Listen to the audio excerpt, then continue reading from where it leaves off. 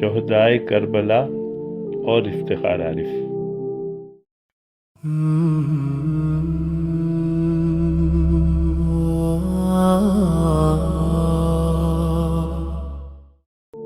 اعوذ باللہ من الشیطان الرجیم، بسم اللہ الرحمن الرحیم۔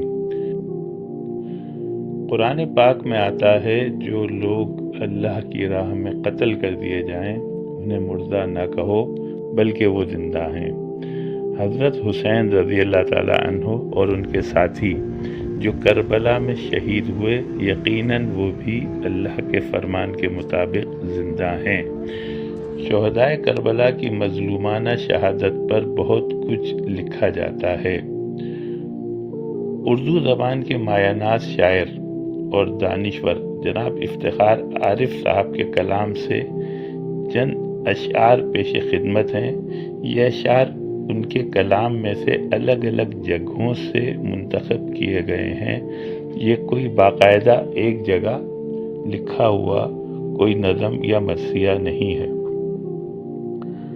ان چند اشعار میں انہوں نے واقعہ کربلا کو بہت خوبی سے بیان کیا ہے۔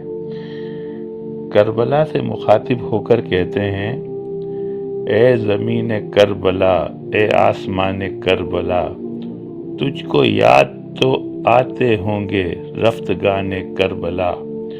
کچھ بریدہ بازوؤں والے نے لکھی ریت پر، کچھ کہانی کہہ گیا ایک بے زبان کربلا۔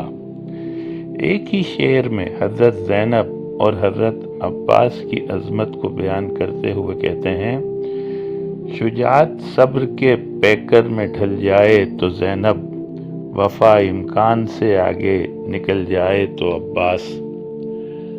جناب افتخار عارف حضرت حر کو خراج تحسین پیش کرتے ہیں، ٹھوکروں پر ہے شکوہ و شوکت دربار شام، کوئی حر کے دل سے پوچھے عز و شان کربلا۔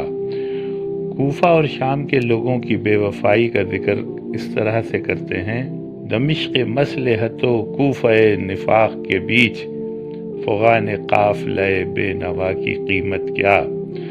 حضرت حسین رضی اللہ تعالیٰ عنہ کی شہادت کا ذکر اس طرح کرتے ہیں، کربلا کی خاک پر کیا آدمی سجدے میں ہے، موت رسوا ہو چکی ہے زندگی سجدے میں ہے۔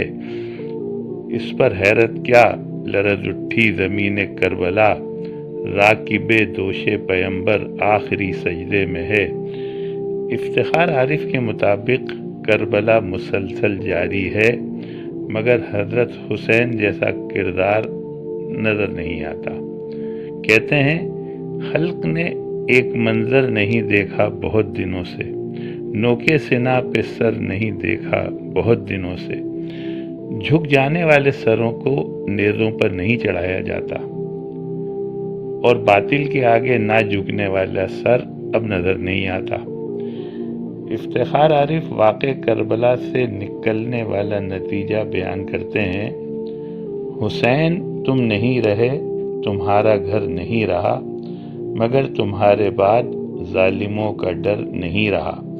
قرآن میں آتا ہے، صبر کرنے والوں کو بشارت دے دو جو مشکل وقت میں کہتے ہیں ہم اللہ کے ہیں اور ہمیں اللہ کی طرف لوٹ کر جانا ہے۔ صدق اللہ العظیم۔